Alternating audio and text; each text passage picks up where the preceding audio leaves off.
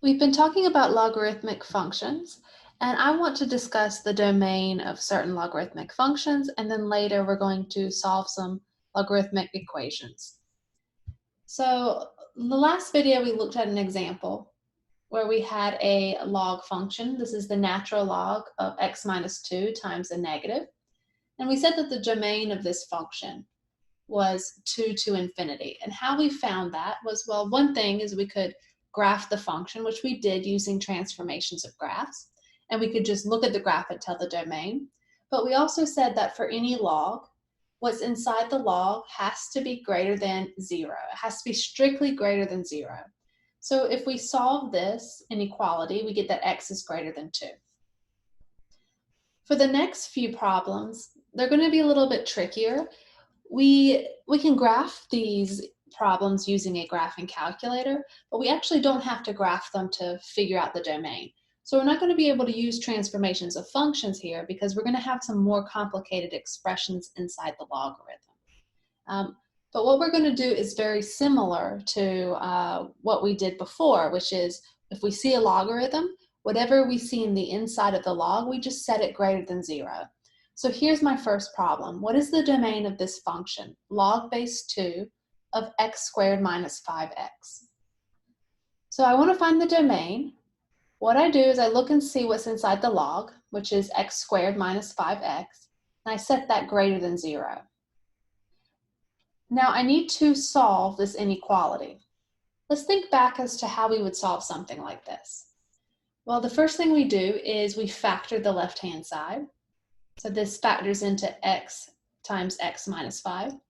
And then let's set that equal to 0. I know this is not, it doesn't say that it's equal to 0, but we're setting it equal to 0 because we want to find the roots of this, and then we want to graph a picture. So I'll show you in a minute what I mean. So let's make a number line.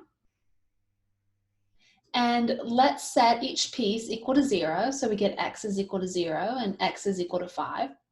And then we graph those two numbers, 0 and 5 here. And then what you do is you choose test points in each section. And so, for example, we could go with -1, something between 0 and 5 like 1, and something bigger than 5 like 6. And then we're going to plug each one of these points into this expression. And we're going to see if we get something greater than 0. If we get something greater than 0, we shade the area where that number exists when we broke the number line into these three pieces, because we broke it into everything less than 0, anything between 0 and 5, and anything greater than 5. Okay, so let's start with the number 1. What happens when I plug 1 in here? I get 1 squared minus 5 times 1, which is 1 minus 5, which is -4. Is this greater than 0? The answer is no, so I don't shade here. Then we try the other spots. So let's put something like this -1 in here. So we get -1 squared minus 5 times -1. That's 1 plus 5, because it's negative and negative make a positive, so I get 6. And 6 is greater than 0, so we shade everything on this side.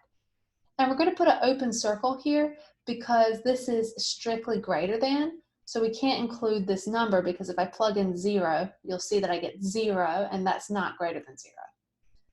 Okay, now let's try this other number 6. If we plug it in, we get 6 squared minus 5 times 6, which is 36 minus 30, which is 6, which is greater than 0. So again, we're going to put an open circle here and shade here. So this would be all of the numbers that we could plug in to this expression, and we get something greater than 0. So now let's write that in interval notation.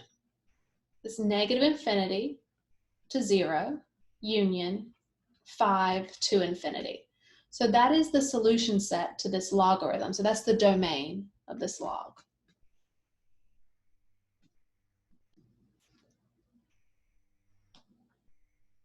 Here's our next example, log base 5 of 1 plus x over 1 minus x. Let's see what the domain of this function is. So what we're going to do is we're going to take this here and just set it greater than 0.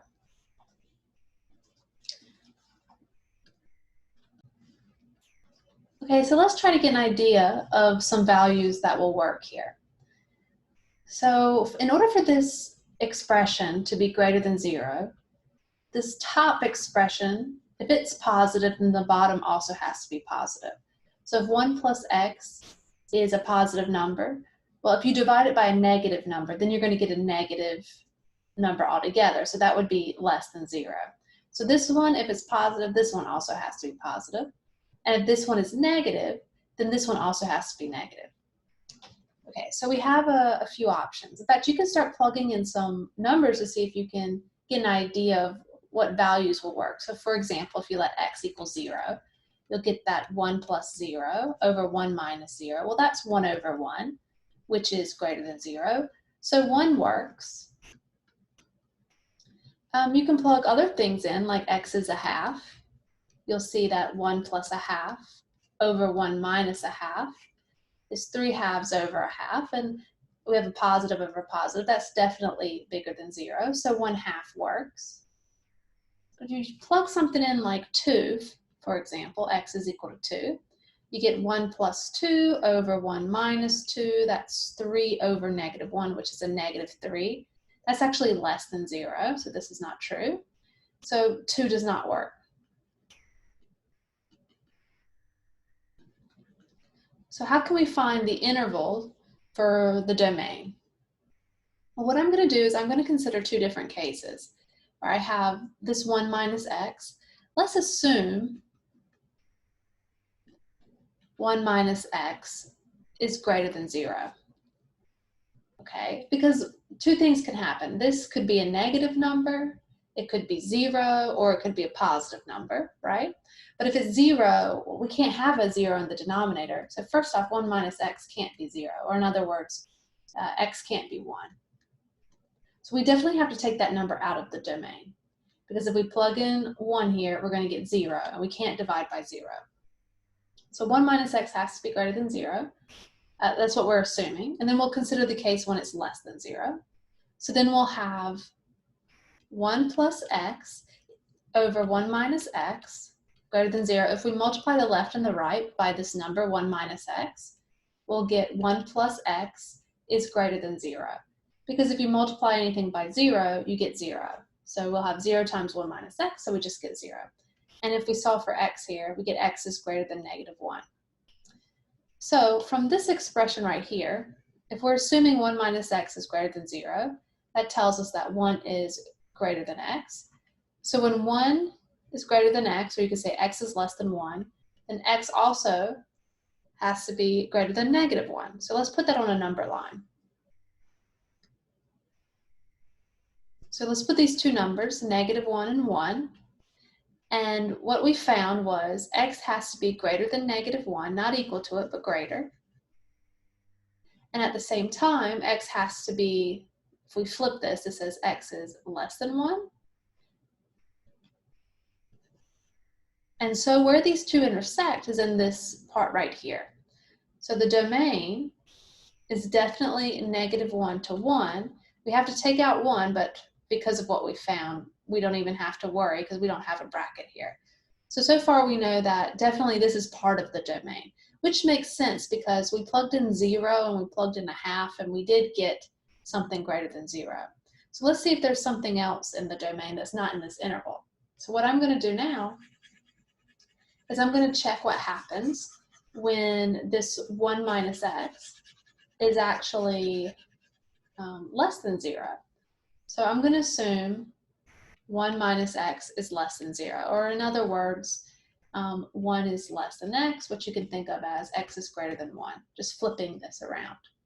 So when x is greater than 1, that means this piece is less than 0.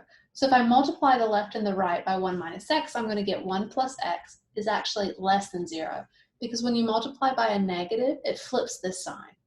So when that happens, you get x is less than negative 1. Now let's see where these two intersect. So we see that for negative 1 and also 1, for one point we have that x has to be greater than 1. But at the same time, x has to be less than negative 1. Because these two don't intersect, then it's not possible for this 1 minus x to be less than 0, and also this 1 plus x to be less than 0.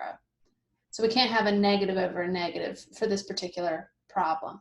So nothing intersects, so this is the domain of that function.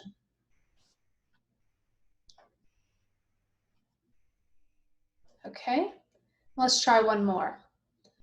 Here I have log base 1/2 of the absolute value of x.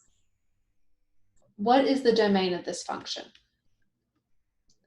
Okay, remember that the domain of a logarithm tells us that whatever's inside this log, which is this absolute value of x, this has to be greater than 0. Okay, think about it. What kind of numbers can you plug into the absolute value? You can plug anything you want into absolute value, right? So a negative 10, what happens if you plug in negative 10? You get 10. If you plug in anything negative, you get the positive version of it. If you plug in 0, you get 0. And if you plug in something like positive 10, you're going to get the positive version. So in order for this to be greater than 0, it's going to be everything but the number 0. Because if you plug in negatives, you'll get something greater than 0.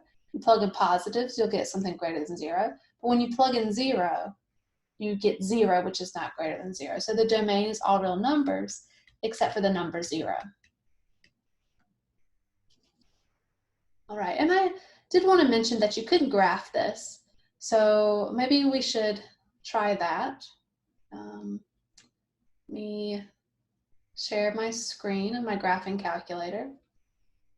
So we had log base 1/2 of absolute value of x. So my calculator, I'm using desmos.com. I can actually put this base in the denominator. In the base right here, 1 over. So I'm having trouble with this 1 over 2. Can't do that. So maybe I should, let me graph the very first example we had. The first example was log base 2 of x squared minus 5x. So let's try to graph that. So log base 2 of x squared minus 5x. If we look back at what we said the domain was, just right here, we said the domain was negative infinity to 0, 5 to infinity. We didn't even graph this at all. Now, if we look at the graph, you can see that this graph, it kind of looks like a log in one section, and then we have a part of a graph over here. And that's because this is not like a normal logarithm. We have something much more complicated inside the log.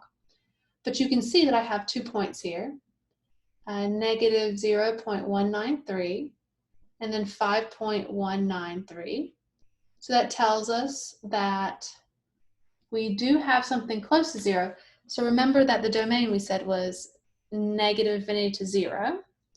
And then you can see as we go further down, for our x value, here remember domain is x value, so this x value is getting really close to 0, but you can see that we don't have anything at 0, it's undefined. And then also over here, you can see that at 5, we're undefined, but we're really close to 5 here. And we have points for anything past 5 over here, and anything past 0 on this side. So anything between 0 and 5, just like we expected, the function, we can't evaluate the function there. So let me go back. So yeah, that is the domain, just like we expected. Now I had a hard time graphing this. I don't even think my graphing calculator will graph this because I have a 1/2 down here and I don't think it's able to put such things. So I can't even graph it, get an idea of what it looks like, but I still am able to find the domain.